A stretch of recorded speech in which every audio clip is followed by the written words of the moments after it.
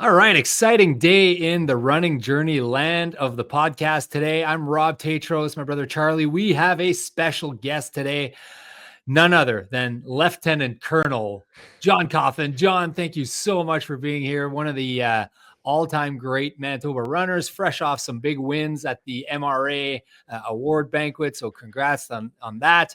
We're thankful to have you here. Welcome. Hey, thanks for having me. You're way too kind in your opening remarks there. Totally appreciate it. Been listening to you guys for quite some time. I really dig your message, and I love what you're doing for the community, especially the local community here. Yeah. Do you actually listen to us? That's cool. I do. Okay. Yeah. Oh, Charlie, that's like another listener that we have. We're killing it. Certainly, and just recently, we're recording this on the 17th, but your last podcast from your backyard race was super cool. I like the format of you doing some recordings throughout the race and putting it live for not live, but recordings live from that race, just so that we could see hear the rawness of what you guys went through. So that was pretty awesome. I don't like listening to it now because I sound like such a whiner. I sound like such a complainer. I sound like such a, this is hard. I'm doing, but I guess it was real at the time. It's what I was feeling at the time. Well, you're giving the people what they want. That's what we want to hear. I also don't like that Charlie was so far ahead of me that he's kind of not in the second half of the episode because he's like always ahead of me. So I was suffering just as much, but in a different way. So whatever. And the other thing too is I think Charlie was, tell me if I'm wrong, Charlie, but you were a little annoyed about the whole Rob recording every podcast, every loop thing. A little bit? No, I wasn't annoyed at all. No? I kind of forgot about it. I just had like things to do on that. So I had to, I don't know. I was just I kind of was in the zone for the second half of that race. So you were in the zone, man. That's an understatement. I was going to say, if you're that deep in the pain cave, you're probably focused on other things. Have you done something like ultra-ish? No. And that's why you guys are better than me. The longest run I've ever done is 42.2. Exactly. You're pretty good at that distance though. I'd love to. What is your PB at 42.2? It was Chicago. Just this recent Chicago 2:39:47. That's unreal, man. Had you listened to their podcasts, you would have known that, Rob. But congrats on that. I appreciate it. Yeah. I don't memorize all of the stats. I knew I knew you did extremely well that race because I was at that race. Mm-hmm. I didn't remember what your time was. That's a fantastic. Was that the best Manitoban time? I have no idea. I think it was. I don't know. Yeah, it definitely was, I think. Again, you guys are too kind. You're building me up here. But no, that was and it's funny you say, Rob, that you don't remember details. I'm the same thing. I'm sure we'll get into it, but Carolyn is my wife, Carolyn. She is also my coach, and having access to your coach 24/7 is certainly a huge positive if you want to make some big gains. But she is like a rain woman when it comes to numbers like that. And in preparation for the podcast today, I'm like, oh man, what was my time again? Because I knew I went sub 240, so I'm like 239 and change is usually what I say to everybody. But no, she knows the seconds. So yeah. Did you know you could do a sub 240, or was that well? That was the goal. So my previous two marathons, we ran the California International Marathon in 2022, so December. And going into that one, I was very publicly saying I want to get a sub 245, and I did it. And that's a bit of a cheater marathon, though, a little bit. It is net downhill. You are right. I'd say it's border. Yeah. So I would say yes. It's a point-to-point net downhill.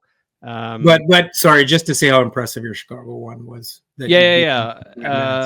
And then coming into Chicago, I was also very public about I want to go for sub 240. I was a little more confident with the CIM race than I was with Chicago. As you know, here in Winnipeg in the summer, it gets pretty toasty. And sometimes when you're doing those key workouts leading up to your marathon race, you don't always meet the pace because you got to factor in the heat. And also windy. Man, it's windy here. Yeah, it is. Yeah. And so confidence wasn't as high, but I went for it. And I struggled in the last 5K, I'd say 5 to 8K, hitting the pain cave, and but had to push pretty hard to get it. But I was pretty stoked. Yeah. Congrats, man. That's just an awesome time. You qualified for Boston. Hey, actually, and exactly. And our intent is to use these times. We'll go to Boston in 2026. Yeah. But you could do your Boston qualifier like on a weekend run, probably, right? I think for my age, I'm a 43-year-old male. So 305. 305. You're right. Yeah. Nice. Yeah. I happen to be the same age. That's how I know. Charlie gets an extra 5 minutes because he's 45. 10 minutes. 10 minutes you get? Yes. Oh, really? I think they're all coming down though, aren't they? Yeah, they dropped it by 5, but it was 320. 320 for this year. It was 320, and then now it's 315. 315. So yeah, Charlie, you could also probably do that on a weekend run. So what's your story, John? Like, when did you start running? Have you always been a runner? No, far from it.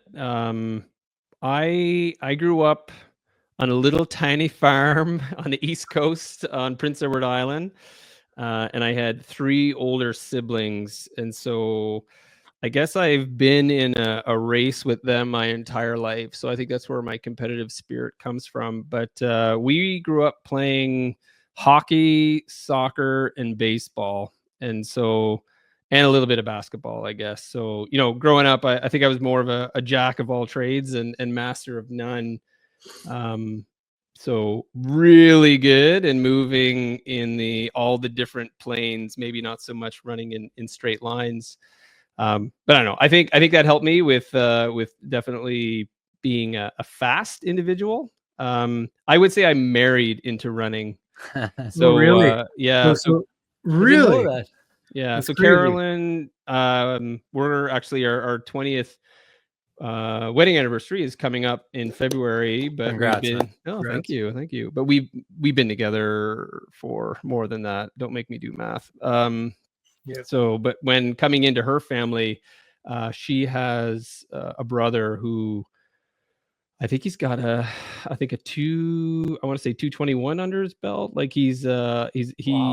he was, and now as a 48, 49-year-old is still an amazing runner. So, kind of followed him in his footsteps. And so, I mean, I joined the military, obviously in the introduction, you gave out my rank there, and been in the military now for 25 years. And we moved now around a little bit, but we did spend a lot of time in Belleville, Ontario. And that's, about an hour and a half east of Toronto, maybe 2 hours, 3, depending on traffic.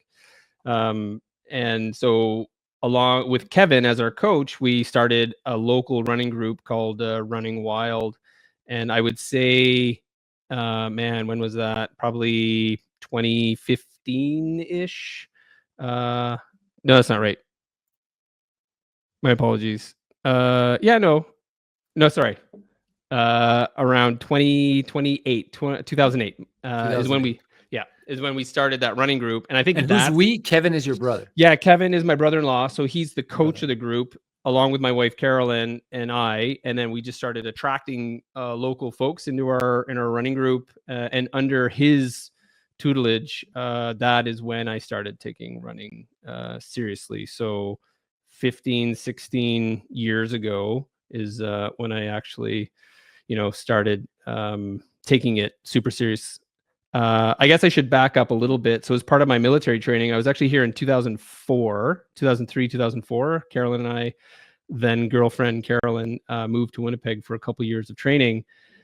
And I did the typical, hey, a marathon, that sounds cool. Let's try it with minimum training. So I did What year would that have been? 2004. Okay. So I did the Manitoba Marathon in 2004. I did everything wrong. Like pick any rule that we all know we should follow now with training. Yeah, out the window. Anyways, was every training run hard? Or yeah, like my long runs were like my hardest runs. I'd be running through Assiniboine Park and I'd be like, oh man, there's someone on a bike. I'm going to go get them. And that was on my long run. Really, really not training in the smart way. Fueling, what is that? Only drinking when you start to feel thirsty. So I muddled my way through. I had to do some walking. I did run a 3:27, but that was pure grit and hockey and soccer muscles coming in. And after that marathon in 2004, I was like, I'm never running a marathon again. My body type, like I was a little bit bigger. I thought I was more of a speed demon than a long distance runner. And so that was 2004. I didn't run another marathon until 2019. That was the next marathon. So you did a lot of track though, right? In between a little bit of track. I would say my main focus was the 5K race. And but like the Air Force has some competitions and stuff that you were involved with, or no? Yeah, no, that's right.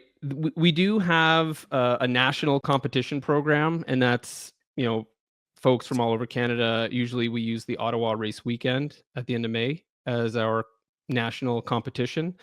And we get about 100 runners fly in from all over Canada, and they compete against each other in the 5, 10, half, and full. But then we have an international team, or I guess it's a national team that competes internationally. And you need to be really good. They take the top 4 military runners to be on that team. And I'll be honest, I've been trying to get on that team my entire career. And finally, as a 42-year-old, I made the team at the end of last year, and I was able to. Yeah, it was super cool. I did a half marathon in Switzerland last October, and then another half marathon in Bosnia in the spring of this year. And we're racing against high level athletes. Like do they just take the best times, or it's like at a race meet they take the best 4? The best. Well, no, we don't have a single competition. There is a qualification process that goes on the year prior to pick the top 2 members, and then throughout the year leading up to the competition, athletes 3 and 4, both for male and female, that can switch depending on who's got the best time. So is it that you earn points, or is it that at any of these 10 races, they'll take one of those times at these 10 races? Yeah, exactly. It's the best time. So the fast. But it's not like the cheater halves. You can't go and get a cheater half marathon and put that in as a time. Yeah, you can. We're not that strict on the rules. Okay. There is, a lot of the race times for all these athletes are pretty close. But I would say on the marathon front, the timings are far enough away that I don't think a cheater course would make a whole lot of difference. So you got in for the half? And okay, so and the qualifying, so we have a marathon team that runs marathons and half marathons, and so you need to have a good marathon time to be on that team. And then we have a cross country team, and you need to have a good 5,000 meters. I'm running track now, but it needs to be a good 5K, or I guess a 5,000 meter on the track time. So those are the 2 qualifying gates, and it's just the fastest individuals, 4 men, 4 women, and they go and compete. And is it an annual competition, or it is? Yeah, it is an annual competition, and it's I'm trying to think. There were at least like 50 military groups that were there at the last one. And you guys will appreciate this. The league is called CIM, Conseil International de Sport Militaire.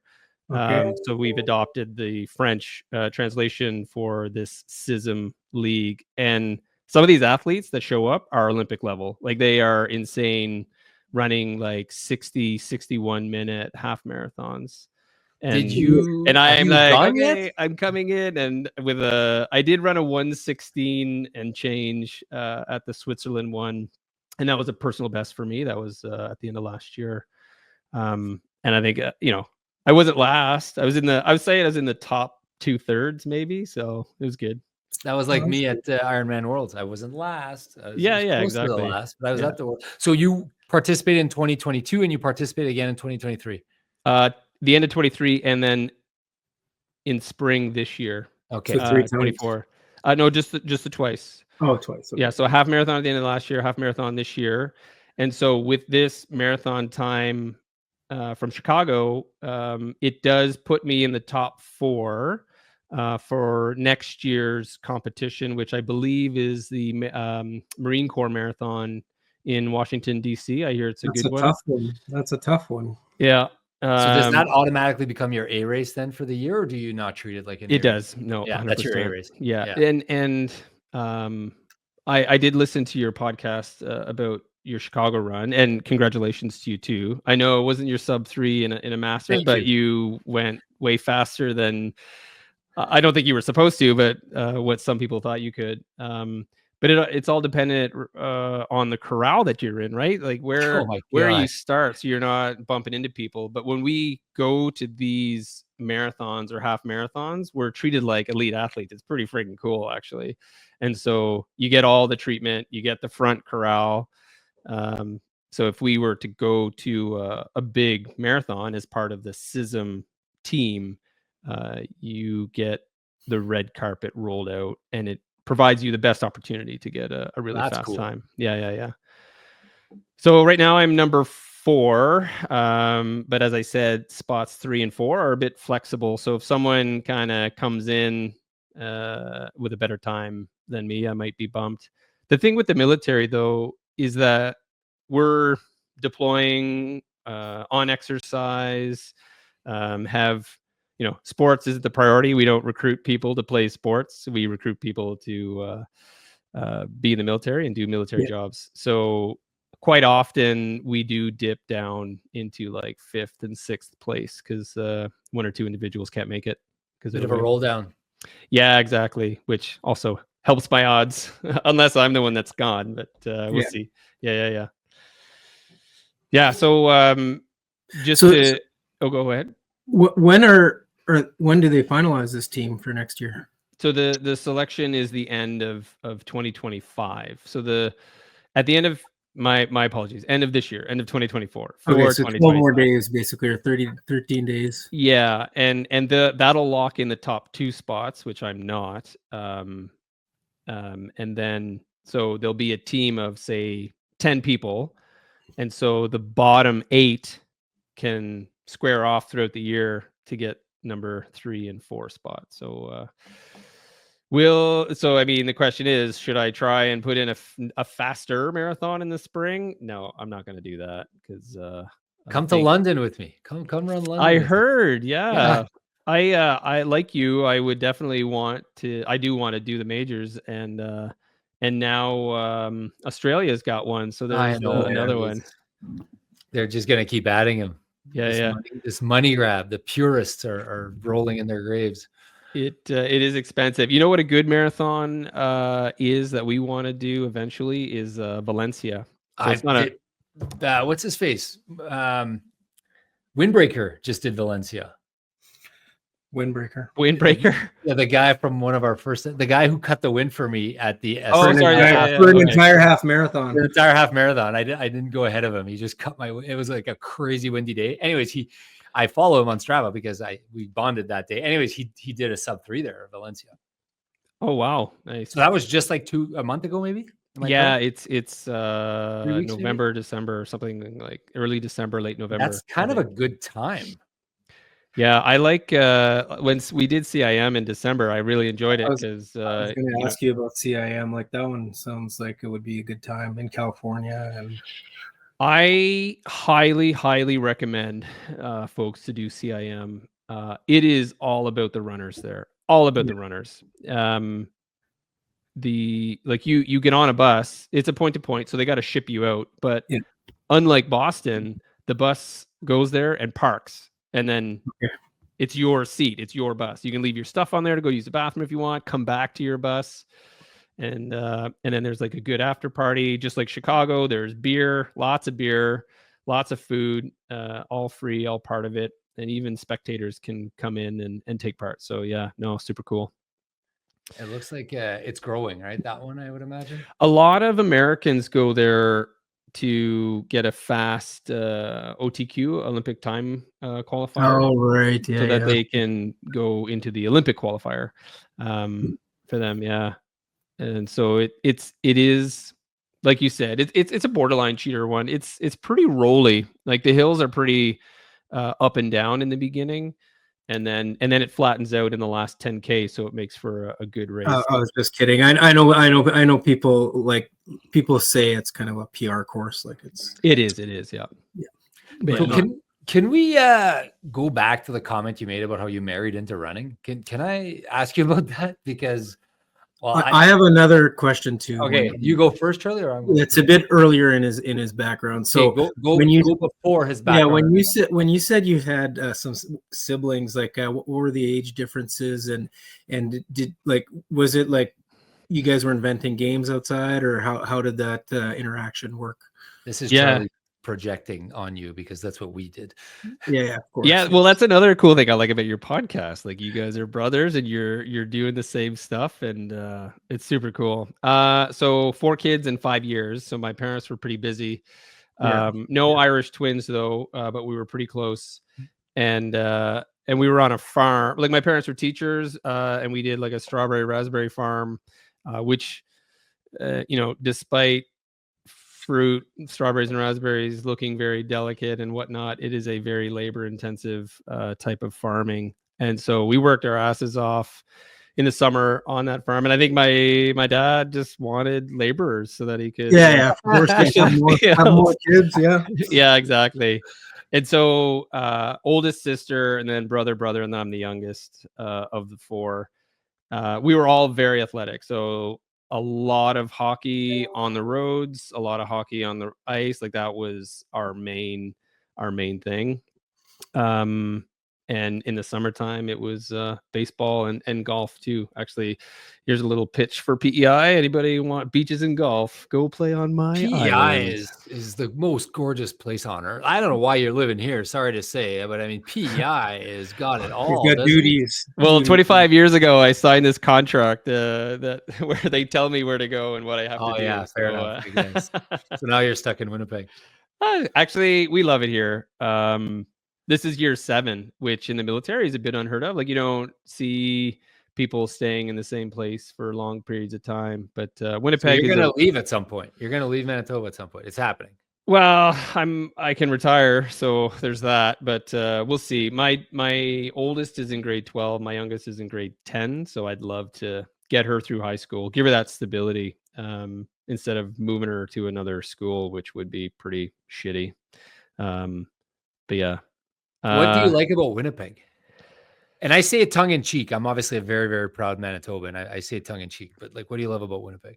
Oh yeah, no, I can list a lot. So right now, obviously it's not that bad. This is probably one of the better winters we've had so far.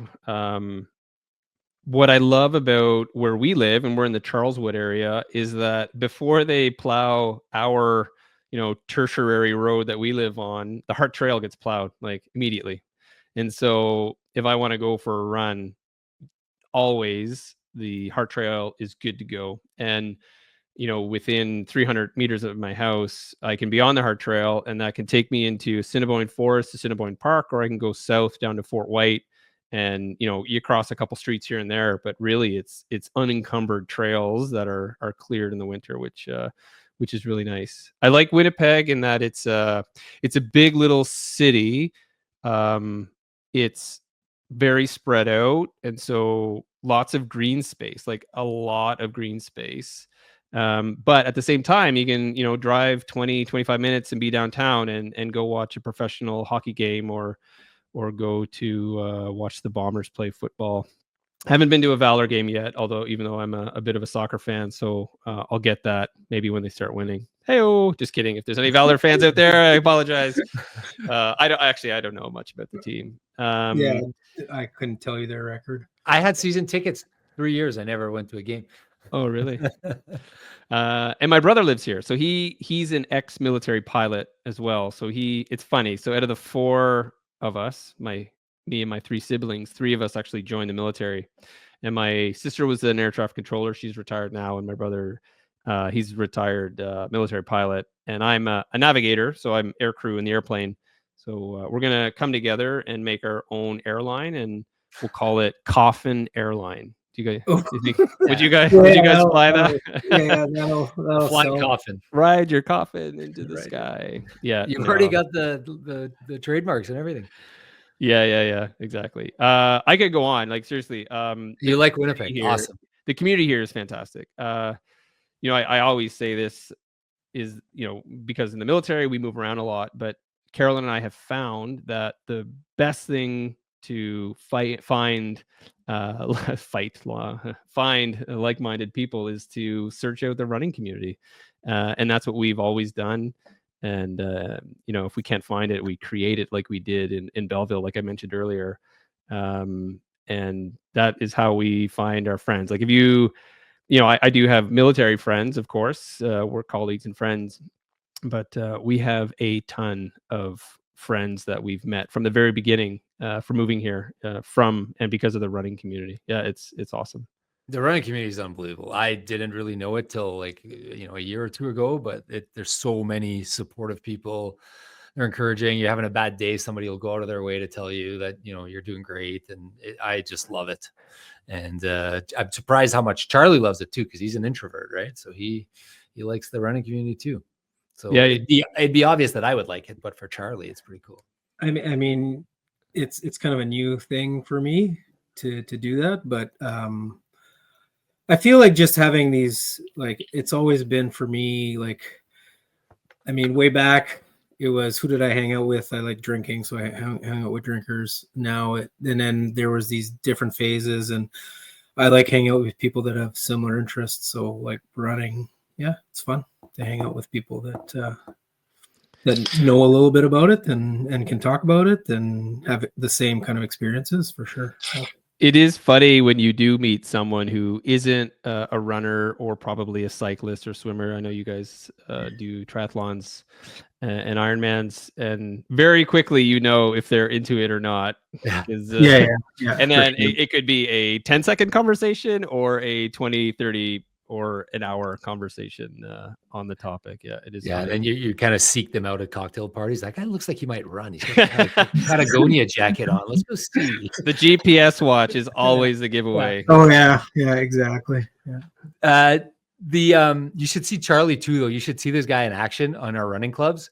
Like, if there's new blood in one of our running clubs and there's like someone that we haven't run with before, Charlie immediately goes into like, find out everything about this guy's pace, find out about his plan, find out about his goals. And you should be a coach, Charlie. You're so freaking good at it.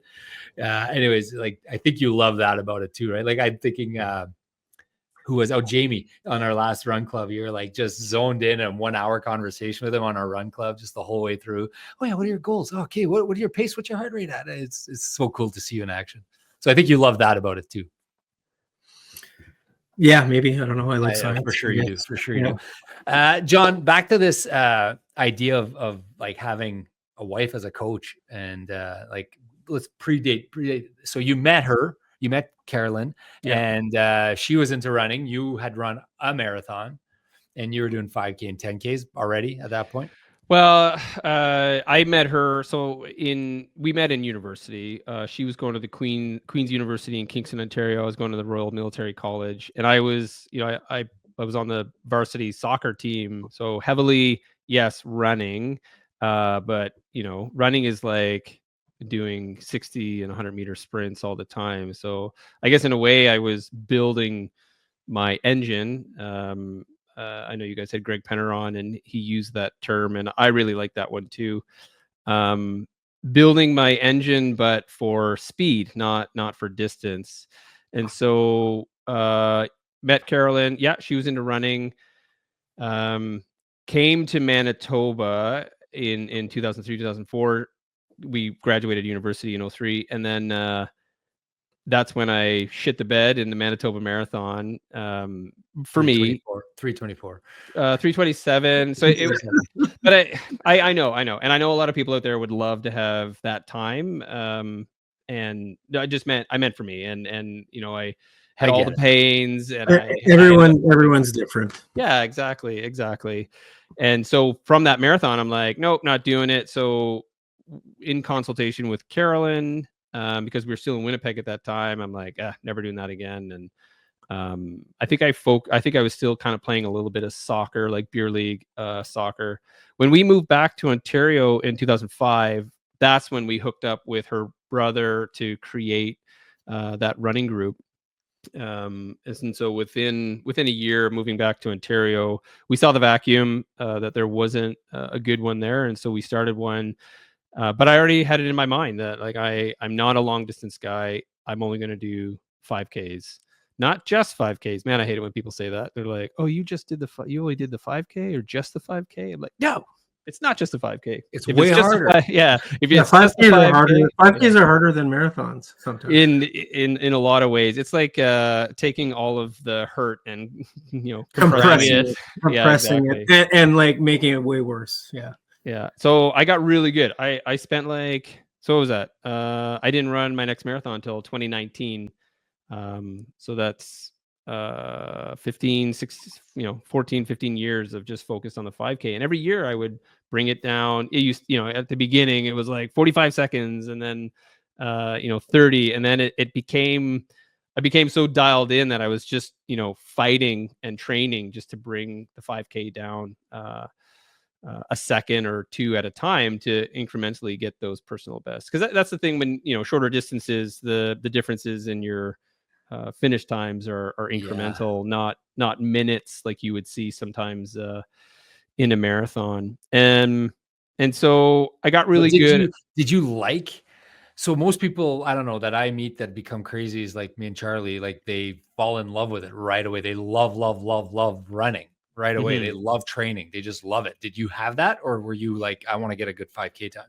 I think I'm a very competitive individual. I would say most of the time with myself, 9 times out of 10 with myself. So I think I had a drive to get better. And I was starting to take it more and more seriously. You see some results and you're like, holy crap, maybe there is something to this. Maybe I should listen to the coach and do what he says. And compared to what I was doing back then to what I'm doing now, I wish I knew then what I know now, I guess. And despite, my brother-in-law trying to give us encouragement and advice, we would go to workouts Tuesdays and Thursdays and maybe throw in another run, like running 3 times a week. You weren't doing much volume. No, not at all. Not at all. And then that slowly increased. I think my intensity was a little too high as well. Classic. And so we lived out on Vancouver Island 2016 to 2018. And beautiful. I'd love to go back there. Yeah. I just came from there. I asked my wife this weekend if we should move there, but she was not having it. Oh, it's so expensive, but it's definitely on our short list of places to live in the future. But the running community out there is like super strong.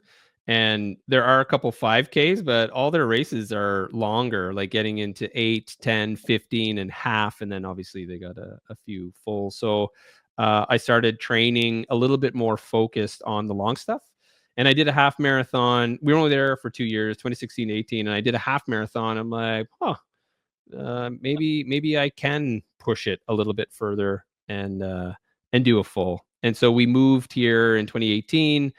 And then got Carolyn to help me out with marathon training. And I think that's when we moved back here in 2018, that's when I kind of took her on. That's when she started to maybe do a little bit more focused running coaching. And I was one of her original clients. And so she helped me. And she also started her podcast. Am I allowed to advertise her podcast? Yeah. Yes, absolutely. Yeah. No, she's got a podcast called Inspired Souls, and spelled SOLES, like a shoe sole.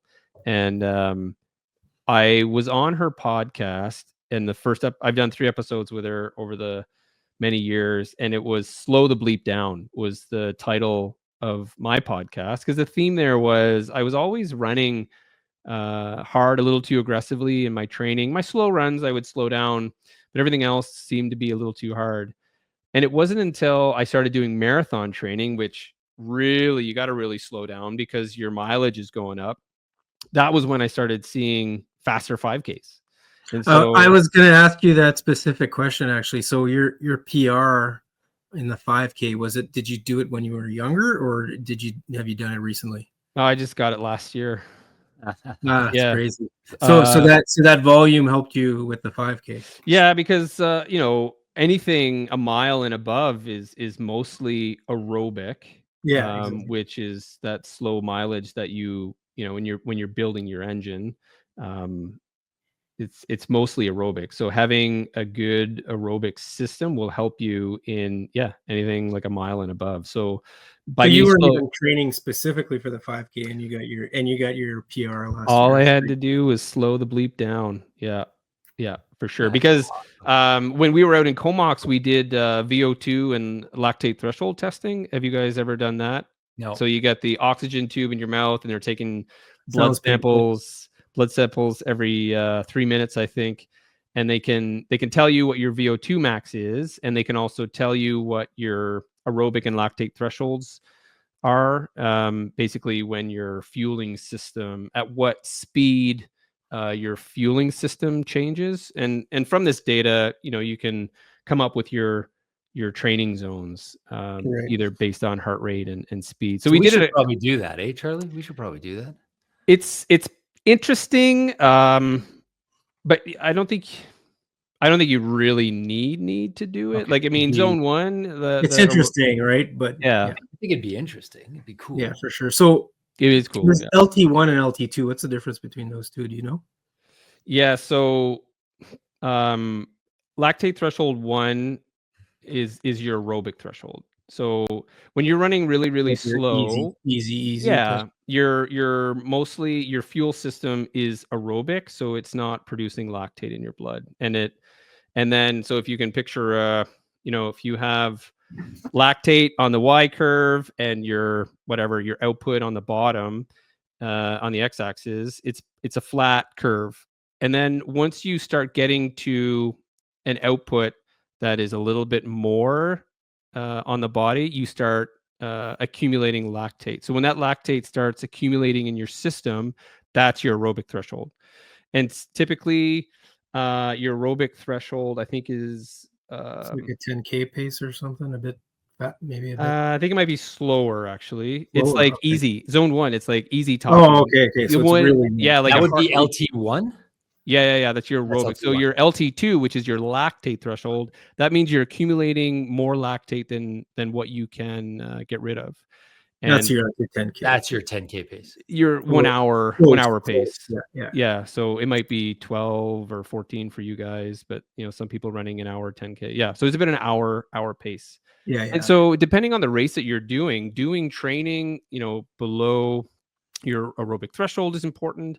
Doing training around your lactate threshold is important. And then doing training at like your super high VO2 max training for shorter distances, like intensity. It's all about not only just building the engine, but also the workouts will determine how you fine tune the engine for the race that you're coming to, because specificity is important. So if you want to train for a marathon, you got to do a lot of marathon pace things, or if you're doing a 5K, you got to do 5K pace things, kind of deal. So it's crazy that Grains asked us this question at our run club on Sunday, and I remember I was like, I don't know, like, what's the lack of Charlie was like, I think it's the pace that, and then 2 days later we get John Coffin to explain it to us on our podcast. So thank you for that. Well, I love the data, but it's not important. I think going by feel is super key, and listening to your body and your coach. Yeah. Going by okay. I was gonna say, if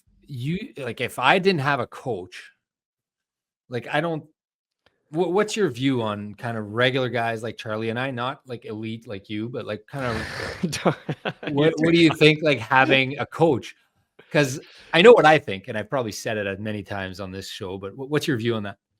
Oh, I'm a huge advocate. Now, I'm coming from a very privileged platform because I don't have to. Yeah, a little bit of a biased opinion, perhaps. I don't have to pay you for married. mine either. You married just to have this happen. So yeah, it depends what you want out of running. Like if you're an individual who loves the fun runs and you're not doing it to be competitive, you're not going after personal best.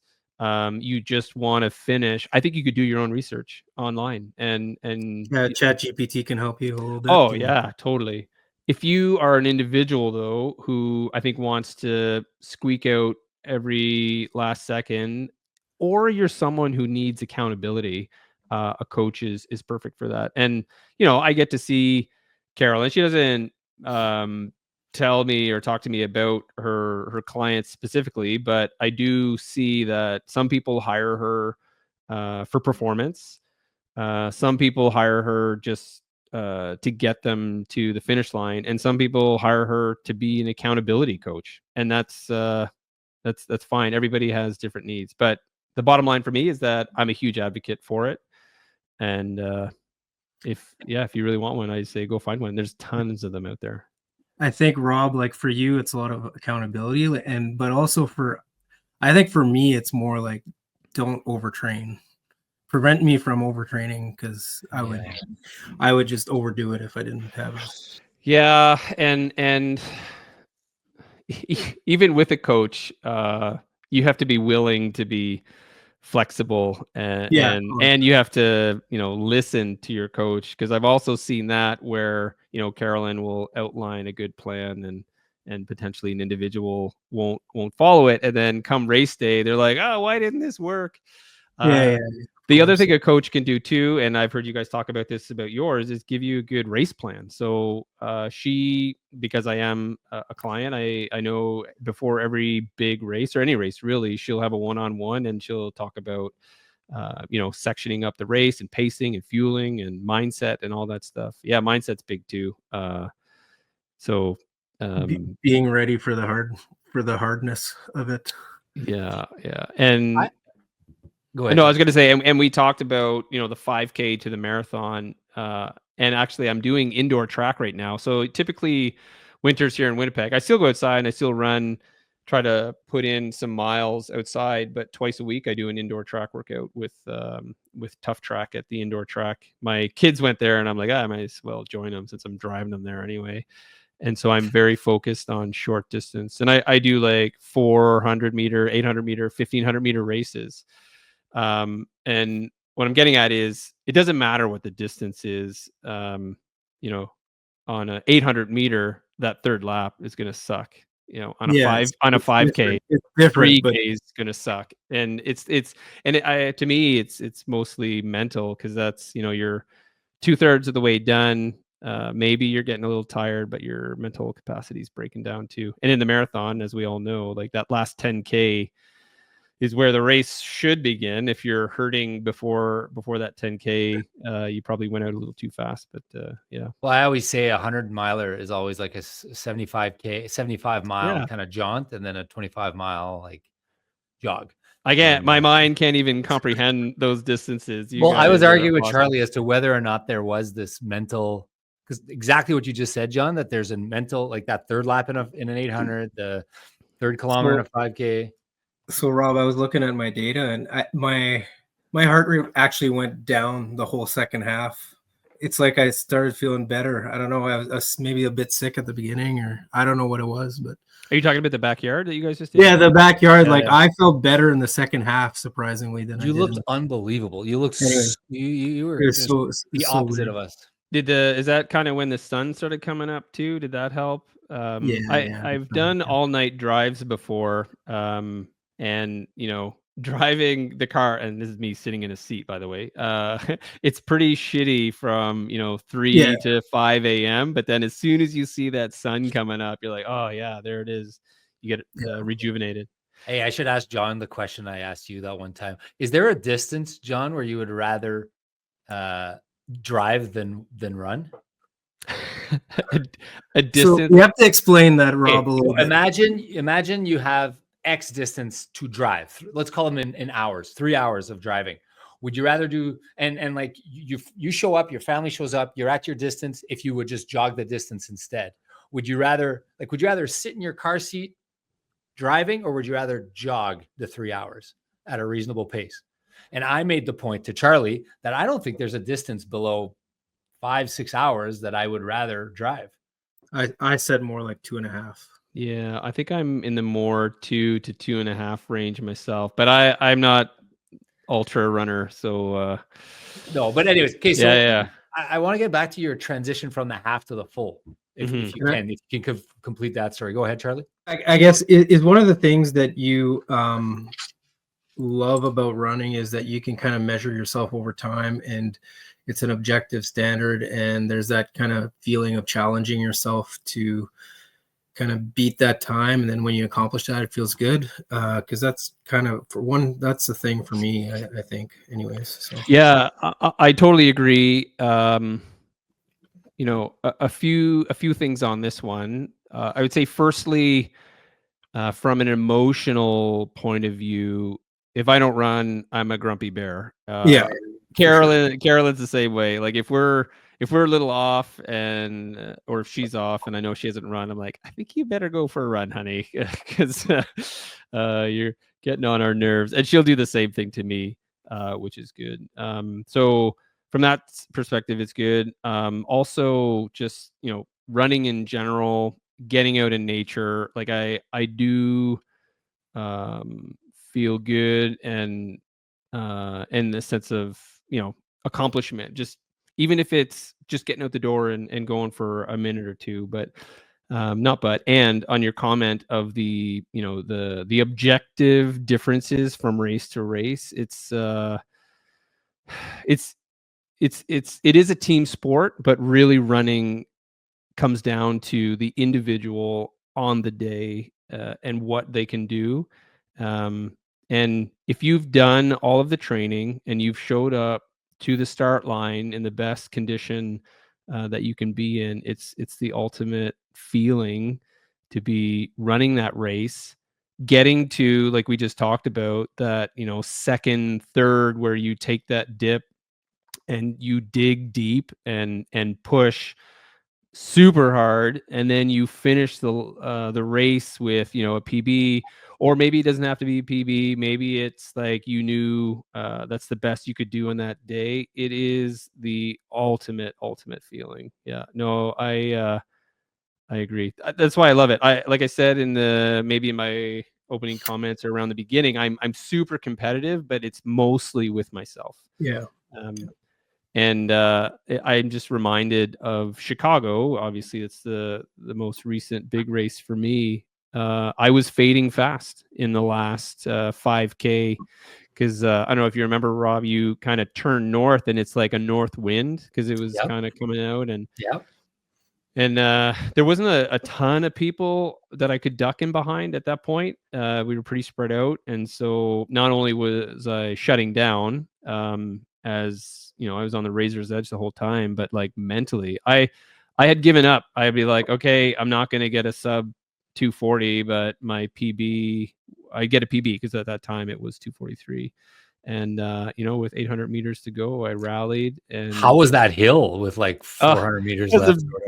Biggest effing hill. Because that made no sense. I heard people talk about it and people like, it's not a hill. And Carolyn and I walked it the day before, and we're like, this is not a hill. But man, with 800 meters to go, it's a friggin' big hill. But what I did was, as soon as I got to the top, I kind of slingshot, and in my mind, I was sprinting faster than Usain Bolt down that finish line. But I think a video would show that I was probably running in slow-mo.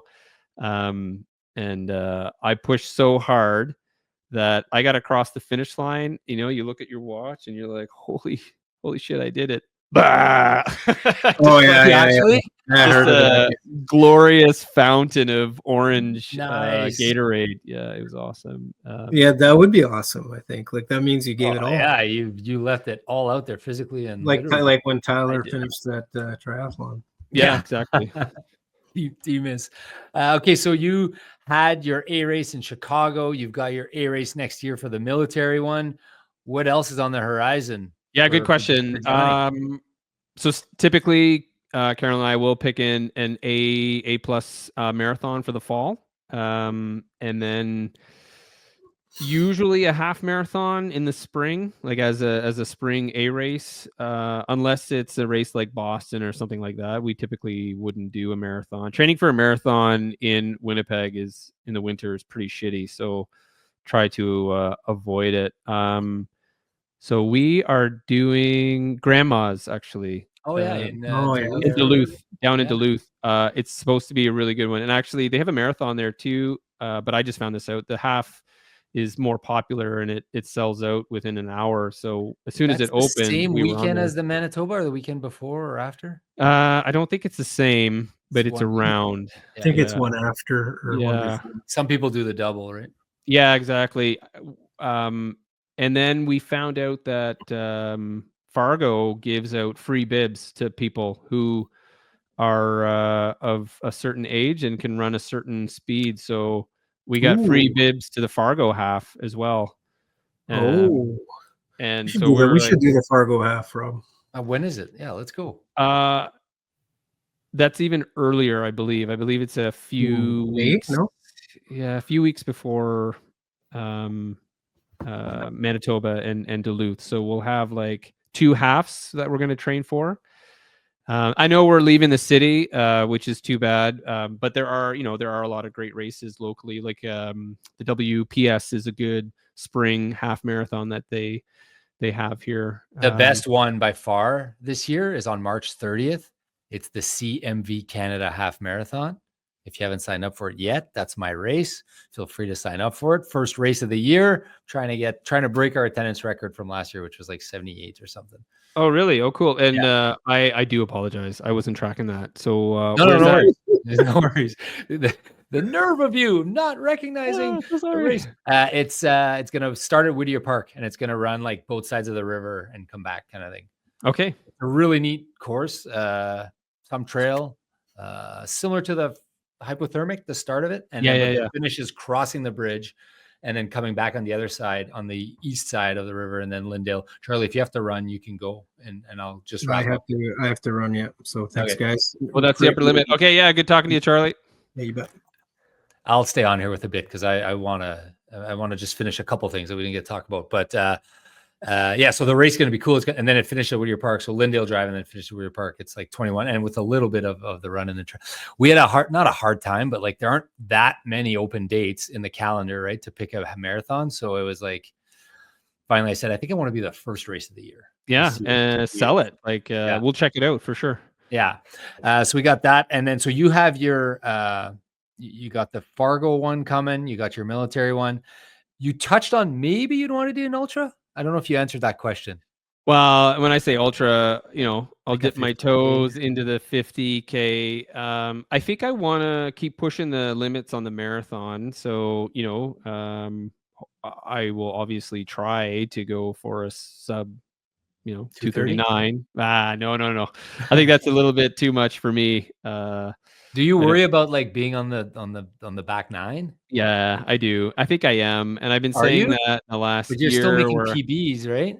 I think I'm cresting the speed hill here in all distances. Is that a shitty feeling? Because I'm the same age as you, and I think I can still progress because I haven't been training that long, and I came from I came from nothing, so I feel like I can still progress. Is that I worry about that, the old back nine feeling. I'll tell you about it when I do start slowing down. I don't think you're there yet. No, I don't. I'm getting there, and it's coming. I haven't really thought about it. I think I won't like it very much. I don't know what I'll do about it, but I think you then have to just adjust and change and look at the age group categories. Yeah. You think a guy like Bob Cox, right? He's killing it. I see that guy going to world championships and whatever. And age grade is also a really good tool, so you can kind of see where you're at as compared to other folks. Have you ever done the age grading thing? No, I don't. It's an online calculator that compares you to other individuals of younger. So let's say you're a 50-year-old man who ran a certain speed, like let's say you ran like a 3-minute 800 meters, but if you age graded that down to a younger age, you actually might have run like a sub 2-minute 800 meter, which it's a formula. They've used all the data of everything online. Yeah, and it creates a percentage of the best ever time is also another readout of this calculator. And so for me, a 2:39:47 marathon is, I believe it's about 81% on this like age graded calculator. And so when you're in the 80 percentile, the 80s, it's kind of it's considered national level. And then when you're in the 90s, it's more like world level. Yeah, but I mean that 80% is not based on 80% of runners or anything, because you're Well, in the no, it 0.01% of runners, right? yeah. Well, they have all these like It's just a score. data points. Yeah. Yeah. And they've taken all of the times of many runners over many years to create this huge data set. And so they can compare your time with the best for your age. Yeah. So for me, running in the last I've only recently discovered running, and I'm kind of all over the place. Some people might call me like a, squirrel, ADHD runner. I want to do ultras. I want to do this. I want to do a barefoot thing. I want to do, I want to do a triathlon. I want to try to run across the province. And I'm kind of finding what I like. And it's kind of all of it, actually, except Ironman. It's kind of all of it. And what I love the most, though, I'm so freaking excited, and I get why you're like the marathon build. There's nothing more fun on the planet than a marathon. It is so fun. Those 12 weeks or 14 weeks or 8, whatever the heck you end up doing, those fast finishes, and you see yourself improve and you're feeling better and you're building up to that day where if all goes well, like you could do something special. It's exciting. Just hearing you talk about it, I'm excited for London. Yeah, I'm excited for you too, and I agree. Having a goal, not just a time, but certainly you have a date in the calendar. This is my race. This is what my focus will be, and obviously we have life and family and work and all these other priorities that we have to juggle. Yeah, exactly. Yeah. But yeah, the training process and seeing those incremental improvements over the entire phased approach is awesome, motivating, and then you just try to control the controllables. Yeah. And what I found is it's hard to execute. It's hard to deliver on race day. It's so hard to get everything lined up, to get perfect, to not be injured, to, taper perfect, to get your nutrition, to get a good day, it's hard to do like your PB. It's not easy, man. So like when you were doing PBs by a second or 2 or 3, like I get it. Like you're chasing that. It's a high. It's like, it totally is. And what I'll say too is, like you said, you're relatively new to running, and yeah, you're still, I would argue, experimenting with how you react to whatever stimulus you're giving yourself, be it nutrition or training, and or specific workouts, etc. methamphetamines, yeah, steroids and all cool. the stuff, the important stuff that you gotta use. And having been doing it for a while and having a single coach like I have, like I can't fire her. That'd be awkward. Yeah, it'd be tough. That'd be a tough convo. I know. I wouldn't anyway. It's not you. It's me. You're on the couch. But yeah, no. So we've learned a lot, and we've pulled lessons learned from throughout the years, and now like my marathon training program is pretty dialed in. We'll try the odd little new thing here and there, but yeah, I love it, especially a nice, a long run on a Saturday or Sunday morning, and you're not focused on anything. You got some good podcasts in the ear. Typically I do most of my marathon training alone, and that's just because I don't have local folks that I can run with. I mean, maybe at that pace too, right? If you're doing a fast finish or something. Maybe if people listen to the podcast, they'll be like, Johnny, where do you live? Let's train. And I guess the one thing I like about running is its simplicity. Like I can just strap on my shoes and leave the front door and just go. And I mentioned the Heart Trail system that we have here is amazing. That was probably one of the main reasons why we bought this house, actually, because it was close to the trail. Yeah.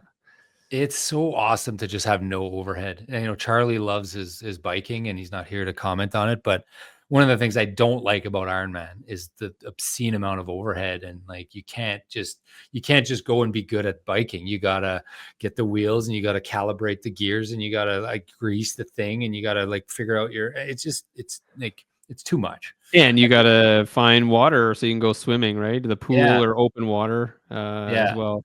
So I mean, I say it's too much. I still like that. That was fun. That was so fun. But like something special about just when you train for your marathon build, what do your tough workouts look like? Do you have like one midweek tempo kind of thing or something? I'm kind of curious. Yeah. So typically I do two workouts and a long run. So 3, we call them SOS, something of substance. So 3 of those. Yeah. And the rest are just easy miles. Yeah, exactly. And lately, as you get older, I think 6 days out of 7 of running is key. But I've pushed it here and there where I'll run 7 days in a row and then maybe take a day off. But typically on a Tuesday, it's more speed work. So kind of shorter intervals and depending on the race, right? So if it's a 5K training, which I'll train for 5K, it might be, 800 or a kilometer or mile repeats at 5K pace. Or if it's marathon, maybe 2 or 3K repeats, and at marathon pace, maybe a little bit faster, and then rest in between. And then on the Thursdays, it's more tempo stuff. So at that kind of lactate threshold. So lactate threshold is when you start producing more lactate than what you can get rid of. And so a lot of training, if you kind of fluctuate on either side of that lactate level, you can practice building up the lactate, slowing down just a little bit below to try and flush your system. And then you start becoming more efficient at getting rid of that. So I'll do tempo speeds, which is kind of your lactate 1 hour race pace, maybe 6 to 8K at a time. Obviously, this is progressively working up to that. And then the long runs, 1 week it'll just be long and slow, and then the next week, Carolyn will add in some marathon pace sections towards the end of it, kind of thing, or well, no. Typically, it's like 1 week. Again, it's progressive. I think the longest long run I did was maybe 40K. I did a couple 40Ks, but like working up to that. So let's say, you 1 week you do 30K. The next week you'll do 30K again, but there'll be a section of like maybe 8K at marathon pace in there or something like that. Okay. That's very, very comparable to what I do, I guess. Yeah, totally. And that's the key here, is that there's no big secrets, right? It's just consistency, not overdoing it, and doing the little things right. So sleep, nutrition, this week, rolling. This last 10 days since I ran my 100 miler, I thought I would just get back to normal and life would just go on as per usual. I had no idea. My body, yesterday I went to bed at 8:30 p.m. I went to bed, and I want to nap all the time. I want to eat carbs all the time. I want to drink water all the time. How long is it going to take me to recover from this thing? Anyways, it's sleep, nutrition, hydration there. I've realized how important they are as I get older. Oh, totally. And I'm still learning lessons in that too. Like for Chicago, that was the most carbs I've ever eaten in my entire life, I think, in the 2 days before Chicago. Like picture Homer Simpson in bed in his underwear, just covered in crumbs. That was me in the hotel room, just slamming bagels and pretzels. I loved it the first maybe day and a half, but then eating bagels got old tough. Pretty quick. Yeah, it was tough, but worth it. And obviously it shows in the results. So I think a lot of people don't eat enough. Oh, for sure. Absolutely. They don't eat enough. They don't drink enough on the course nutrition. They underestimate sleep. Yeah. And the science nowadays is getting pretty cool. So, I mean, if your guts can handle it, the more carbs. So, I mean, we tried to take in 90, I did anyway, per hour grams of carbs, which is a lot more than So I you're used to. how are you doing that at Chicago? Just straight gels, obviously. Gels and Gatorade. So I used that Gatorade that was offered on Yeah. the course. That was part of my calculus. Yeah. But yeah, no, just with gels and Gatorade. And I carried all my own gels. Plus, they were giving out Morton. Like I like Morton. I just wish it was a lot cheaper. It's ridiculously expensive. Yeah, it's easy if it's only a 2.5 hour race like you do, but for some people doing like 4.5 hours, it's a lot of gels to carry. Yeah. But yeah, I do want to respect your time, but I definitely have to ask you one more line of questioning here. Your personal best for the 5K, what is it again? 16:49. 16:49, and that happened at a race last year. Yeah, and Carolyn, I think, attempted the Toronto Marathon, and I did the 5K there. Yeah, in Toronto. Yeah, nice. Because I remember Charlie and I have one career victory under our belt as a team, and it happened to be at the terrible twosome combined time race at the Assiniboine Park. No, not Assiniboine Park, at the CMU there. Yeah. On Shaftesbury. And you did a 16 something there.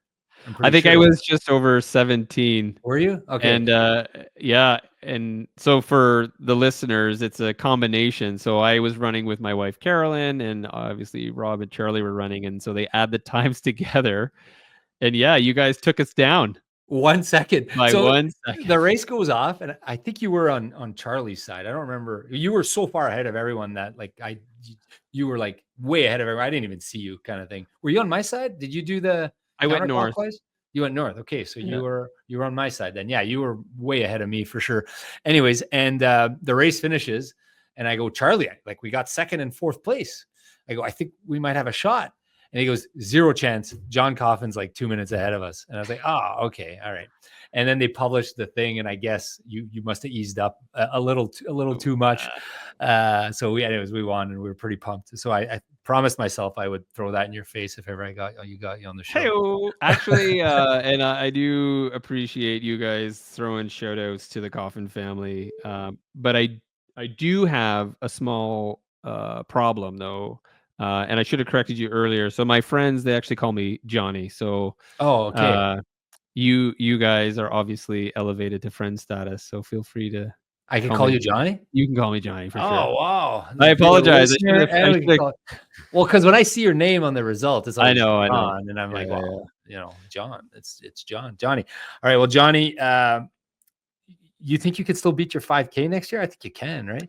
Yeah, like I said, I'm almost cresting that speed curve. So the Toronto 5K, if anybody's ever done it, the finish line, like you come around a corner and the finish line's right there. And because we were running amongst the buildings, my watch got all messed up, and so I actually thought I was a lot further out, and so my kick wasn't as big as I wanted it to be. So I think I got a few more seconds in me. Yeah. So, and like I said, marathon training plus with the, you got to do 5K specific training. So with all of my aerobic system that's better now, plus with some of this track work that I'm doing, like really digging deep on the speed and strength. I think I can pull off a faster. It's pretty cool that you travel and build up to these 5Ks, right? Like people think, like you said it earlier, only a 5K. No, you go out, you max effort that 5K, and it's harder 16 minutes than any other minutes we do. That's for sure for the marathon, or that you do for the marathon, right? And yeah, totally. And what we used to do is we used to go to Ottawa race weekend all the time. Saturday night was the 5 and 10K, and then Sunday morning was the marathon, half marathon. So all the 5 and 10Kers could race and then party Saturday night while all the marathoners and half marathoners had to go to bed. So yeah, I want to do a 5K. I want to see what I can do, because aside from Garmin telling me what it thinks I can do, I have no idea what I can do. So that new route that they put starting at CMU, according to my watch anyway, is exactly 5K, because I think the previous route that they had there for WFPS was a little short. So wait, you have to go in though a little bit, don't you, at CMU? Yeah. Like, okay, so but that course you're saying? That course, because MRA, Kathy Weens, had it measured, so they have it. It's a registered route now, so it's exactly 5K, which is really good. Another good 5K is the Kleefeld Honey Run. Oh, my brother Charlie's favorite run of the year. It's a favorite run of mine too. I love it. Unfortunately, I don't think we could go this year. In September, I conflicted- think, right? Yeah, it conflicted Second with week of something else. But love that run. Love it. Yeah, and then you run against guys in jeans. I had a guy pass me at this ultra last week in jeans. 100 miles in, he passed me in jeans. I felt like such an idiot. I was That's like, funny. man, and I called him Jeans to his face. I was like, you go, Jeans, you got this.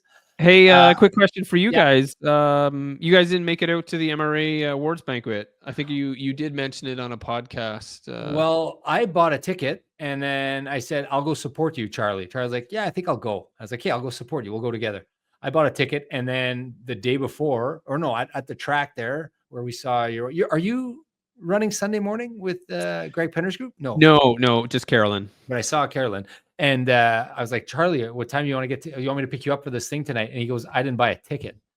I'm like, well, I'm sure you could show up and buy a ticket. He goes, well, it looks like it's pretty tight. So he said, I'm not going. So I was like, well, I went to support Charlie. I should have gone anyways, but I didn't go because my brother bailed. So I'm blaming this on him. Okay. And he's not here to defend himself. He's not here to defend himself. So that's okay. And then you won, would you win Male Runner of the Year, I think? Masters. So Masters. Sam Vincent and Tristan De Silva. That guy's those two dudes are crazy fast, and they're members of MRA. So this is the second year Sam got Male Athlete of the Year, and I guess second year for me for Male Masters. Well, congrats on that. Yeah. That's pretty cool. Oh, thank you. Someday I'll get you. 100%. No, totally. I'm the same age as you. I have no chance. I always kept thinking like, oh, like as people get older, I'll stay the same age and I'll get better at them. No, I won't. But that's cool. That's cool that you won that. That's kind of neat that MRA does that, right? To recognize the runners. I think that's cool. The whole MRA, I know I'm going to repeat the A, but the association itself is fantastic. And the whole executive, I know normally we see a lot of Kathy Weens and Aldo at all the races, and they're more the front folks, but the whole team there are amazing. And putting on events, supporting all the local races, and what Aldo does leading up to like Manitoba Marathon. I think he's a board member. I can't remember exactly which one or what he does specifically, but he'll set up water stations throughout the city. Aldo Furlan. I exactly. In the summer.